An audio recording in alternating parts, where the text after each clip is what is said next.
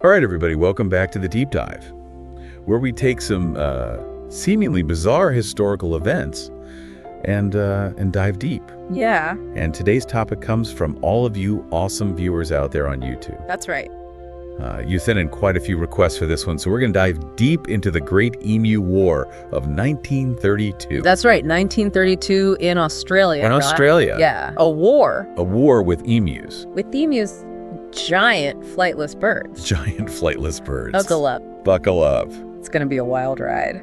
So, I got to be honest, when I first saw this in the suggestions, I was like, this can't be a real thing. Right. Like, is this some kind of internet joke that I'm not in on or something? Yeah, it sounds like a comedy sketch or something. Yeah. It's a real event. It's totally real. Yeah, and a fascinating one. Absolutely. So we're talking Australia in 1932, but to really understand this, we got to rewind a bit further, right? Yeah, we need a little bit of backstory. Yeah. So let's go back to right after World War I. You've got all these Australian veterans coming home from the war, hoping for a peaceful life, you know? Right back to the land. Back to the land, exactly. Start farming. Yeah.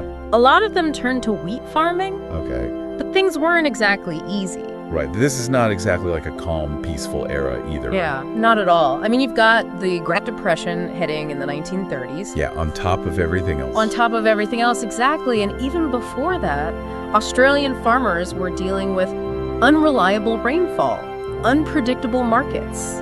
It was tough. Yeah, it sounds like a really hard time to be a farmer. It was. So, okay, we got our struggling farmers. Struggling farmers. Enter the emus. Yeah. Now, I know emus are big birds, but how did they become, like, public enemy number one for these guys? Well, emus are native to Australia, Yeah, and they might look a little bit comical with their waddling and everything. they do kind of have that funny walk. They do, but they can be formidable. Okay. I mean, these are tall, powerful birds. We're talking almost 6 feet tall. Wow. And they travel in these large nomadic flocks. Oh, boy. And they eat a lot. So I'm guessing their diet includes wheat. Oh, yeah. Wheat is definitely on the menu. Oh, no. Imagine thousands of these birds descending on your wheat field. That's a nightmare. It was a nightmare for these farmers. They were gobbling up crops, trampling what they didn't eat. I mean, what are you supposed to do? Right? Like, how do you stop a 6-foot-tall bird that can run? Well, that was the problem. Yeah. The farmers tried everything they could think of. Like what? They tried scaring them off, building fences, Okay. even resorted to shooting some of them. Yeah. But the emus were persistent. Just kept coming back. They did. They were relentless. The problem just kept escalating. So they're like, we're out of options. They were desperate. Yeah, So they turned to the government for help. makes sense. I mean, who else are you going to call in this situation? Exactly. So this is where the government decides to call in the big guns, literally. Literally. What led to that decision? I Yeah. mean, it's a pretty drastic move. It was a drastic move. Yeah. So the farmers, they appealed to Sir George Pierce. Okay. He was the Minister of Defense. Minister of Defense. Yeah, and he had this reputation for taking action. Okay, so not a guy to mess around with. No, and you got to remember, this is post-World War I. Right. There was this sense of confidence in the military's ability to solve problems, maybe even overconfidence. Right, so they're thinking if we can win a world war, we can definitely take care of these birds. Exactly. And some people genuinely saw the emus as like an invading army, Wow. a threat to the nation's agricultural output. So this was serious business for them. It was. All right, so Operation Emu is born. Operation Emu. What did this military campaign actually look like? I mean, paint us a picture. Okay, so the initial plan involved deploying soldiers armed with Lewis machine guns. Well, hold on. They're bringing out machine guns for these birds.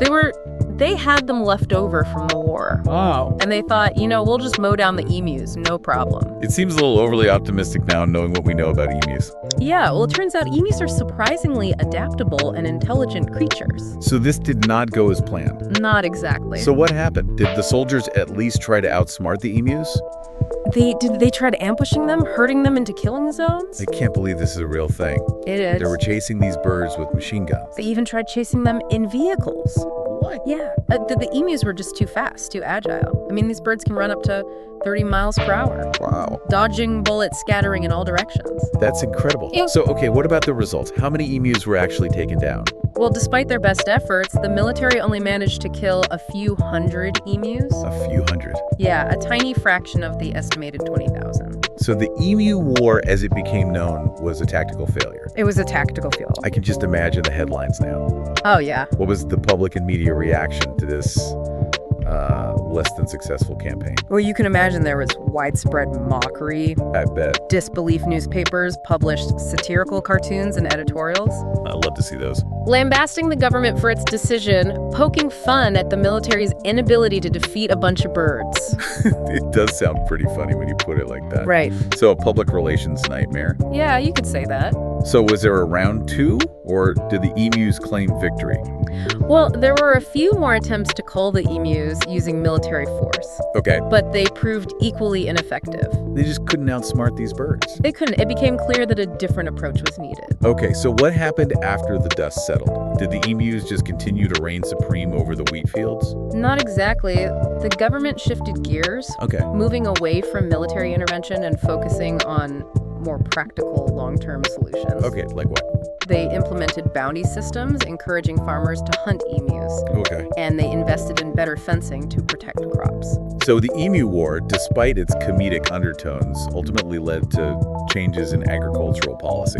Yeah, it did. It's a reminder that sometimes, even with the best intentions, human intervention can backfire. Absolutely, especially when dealing with the natural world. Yeah, you gotta respect those emus. You do. Huge thanks to all of you watching on YouTube for sending us on this wonderfully weird historical journey. Yeah, this one was fun. We hope you learned something new and maybe even had a chuckle or two along the way. Definitely. And for all you history buffs out there, don't forget to hit that like button and subscribe to the Historian Kid channel for more fascinating deep dives into the past. And keep sending in those suggestions. We love hearing from you guys. See you next time.